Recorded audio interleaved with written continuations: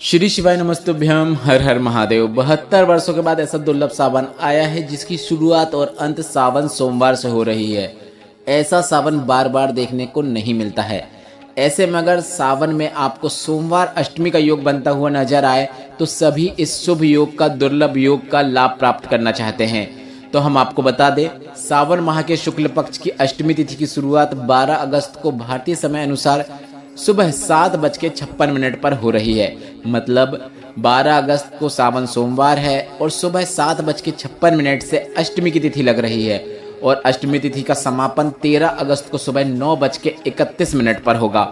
अर्थात अगर आप अष्टमी का व्रत रखना चाहते हैं तो आप व्रत 13 अगस्त मंगलवार को रख सकते हैं। पर अगर आप सोमवार अष्टमी के उपाय करना चाहते हैं, जो कि गुरुजी पंडित प्रदीप मिश्रा जी के बताए ऐसे उपाय हैं जिन्हें आपको करने का मौका वर्ष में सिर्फ 3 से 4 बार ही मिलता है, तो वे उपाय आप 12 अगस्त सोमवार सावन की जो अष्टमी है उसमें सुबह 8 बजे के बाद कर सकते हैं। इस वीडियो में हम आपको सिर्फ और सिर्फ सोमवार अष्टमी के 3 विशेष उपायों की जानकारी देंगे। आप चाहो तो कोई एक या फिर अपनी आवश्यकता के अनुसार एक से अधिक उपाय करके इस सोमवार अष्टमी का योग का अधिक से अधिक लाभ प्राप्त कर सकते हैं। सावन में आ रही है इसलिए इसकी महत्वता और अधिक है। बढ़ते हैं पहले विशेष उपाय की ओर। यह हमारा पार्ट 2 है। पार्ट 1 अगर आपने नहीं देखा हो तो इस वीडियो के ही ऊपर आपको दिख जाएगा। आप हमारे चैनल पर भी जाकर देख सकते हैं। हम पिछले 2 वीडियो जो डाले हैं वह सोमवार अष्टमी के ही डाले हैं, तो वह पार्ट 1 है, यह पार्ट 2 है। अगर आपको यह वीडियो पसंद आएगा तो आप पूरा वीडियो देख लीजिए। पसंद आने पर ही कमेंट बॉक्स में पार्ट 3 टाइप कीजिएगा ताकि हम इसका पार्ट 3 भी आप तक लाएं। पहला उपाय इस प्रकार है। सोमवार अष्टमी का गुरुजी पंडित प्रदीप मिश्रा जी ने पीपल के पत्ते वाला काया के रोग से मुक्ति वाला एक विशेष उपाय बताया था, जो कि इस प्रकार है।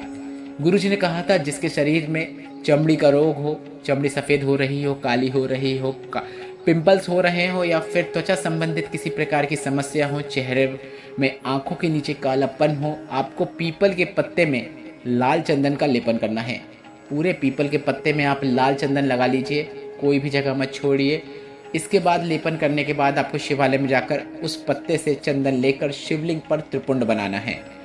त्रिपुंड आप जैसे बनाना चाहें वैसे बना सकते हैं। आप ऐसा भी कर सकते हैं कि आपके पीपल के पत्ते में जो चंदन है उसमें आपने अपने हाथ की 3 उंगलियां रखी और 3 उंगलियां आपने शिवलिंग में फेर कर त्रिपुंड जैसी आकृति बना दी, वह भी पर्याप्त है।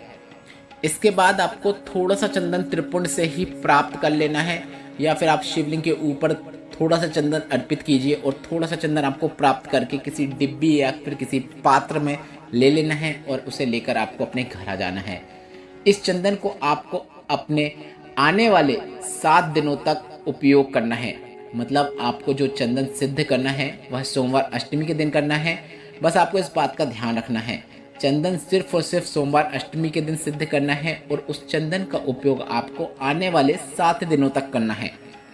पीपल के पत्ते से जो आपने चंदन शिवलिंग पर लगाया, लगाते समय आपको श्री शिवाय नमस्तुभ्यम या फिर नमः शिवाय या फिर ओम नमः शिवाय बोलना है या फिर आप महामृत्युंजय मंत्र का भी उपयोग कर सकते हैं।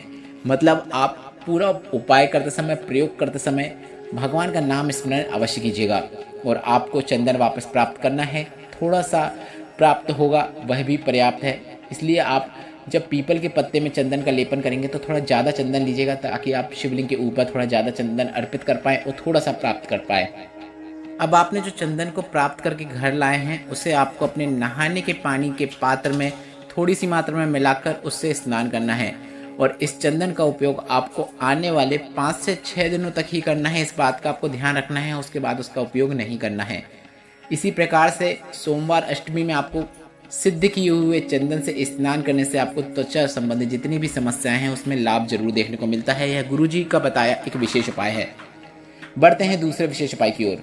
गुरुजी ने कहा, अगर आपको लगता है कि जीवन में बहुत दुख चल रहा हो, तकलीफ चल रही हो, कष्ट चल रहा हो, आए दिन नई नई समस्या सामने आ जाती हो, पैसा जीवन में रुक नहीं रहा हो या फिर पैसा जीवन में आ ही नहीं रहा है, तो आपको सोमवार अष्टमी के दिन यह विशेष उपाय करना है। बेलपत्र की बीच वाली पत्ती में आपको पीला चंदन लगा लेना है। बची हुई बाकी दोनों पत्तियों में आपको लाल चंदन लगा लेना है। बीच वाली पत्ती में आपको थोड़ा सा शहद भी लगा लेना है।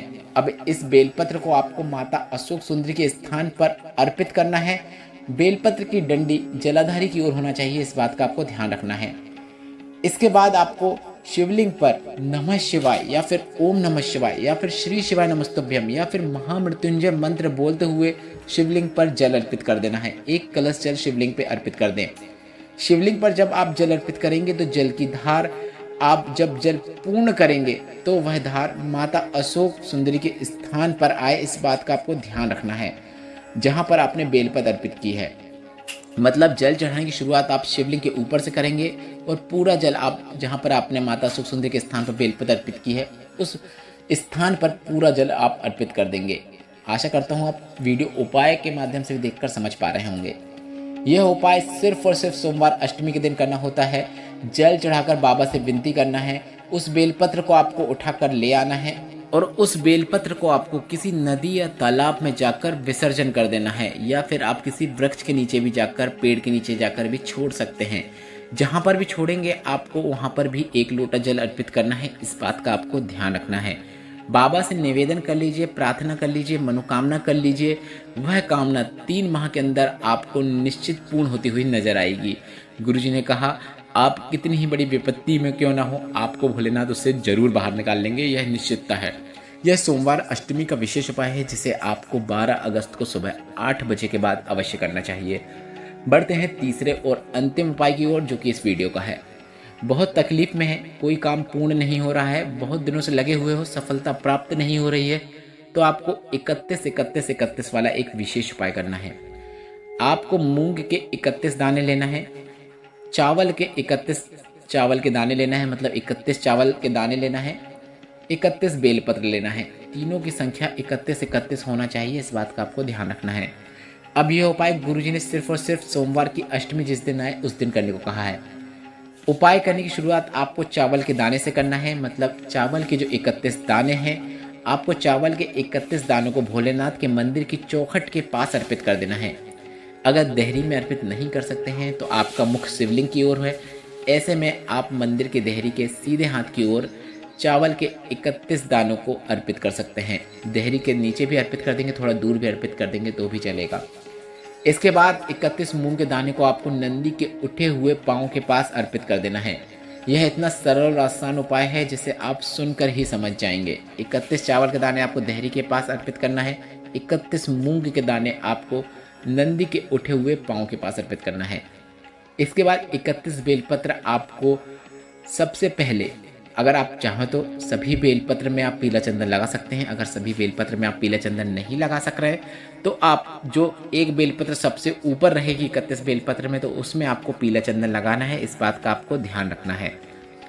बेलपत्र की सबसे ऊपर वाली पत्ती में आपको पीला चंदन लगाना है या फिर लाल चंदन लगाना है, जो भी चंदन आपके पास है बेलपत्र में चंदन अवश्य लगाना है। सभी बेलपत्र को आपको माता अशोक सुंदरी के स्थान पर एक एक करके या फिर एक साथ भी आप अर्पित कर सकते हैं, जैसा आपको समय मिले। यदि मंदिर में भीड़ है तो आप एक साथ अर्पित कीजिए, यदि नहीं है तो आप एक एक बेलपत्र को श्री शिवाय नमस्तुभ्यम बोलते हुए एक एक करके अर्पित कर दीजिए। सभी बेलपत्र को आपको इस प्रकार से अर्पित करना है कि बेलपत्र की डंडी जलधारी की ओर हो। इसके बाद आपको भोलेनाथ से निवेदन करना है। गुरुजी ने कहा अगली सोमवार की अष्टमी से पहले आपको अपनी मनोकामना पूर्ण होती हुई नजर आएगी, आपको सफलता निश्चित प्राप्त होगी। इस वीडियो में बताया गया उपाय से संबंधित अगर अभी भी आपके मन में कोई प्रश्न है तो वे प्रश्न आप कमेंट बॉक्स के लिए पूछ सकते हैं। हमसे व्हाट्सएप में जुड़ना चाहते हैं तो उसकी लिंक मैंने कमेंट बॉक्स में मेंशन कर दी है। व्हाट्सएप में जुड़ना बिल्कुल फ्री है, उसमें टच करके आप हमें व्हाट्सएप में भी फॉलो कर सकते हैं। यह वीडियो हमारे द्वारा दी गई जानकारी अगर आपको थोड़ी सी भी उपयोगी लगी हो तो वीडियो को लाइक करके कमेंट बॉक्स में हर हर महादेव अवश्य टाइप कीजिएगा। श्री शिवाय नमस्तुभ्यम। हर हर महादेव।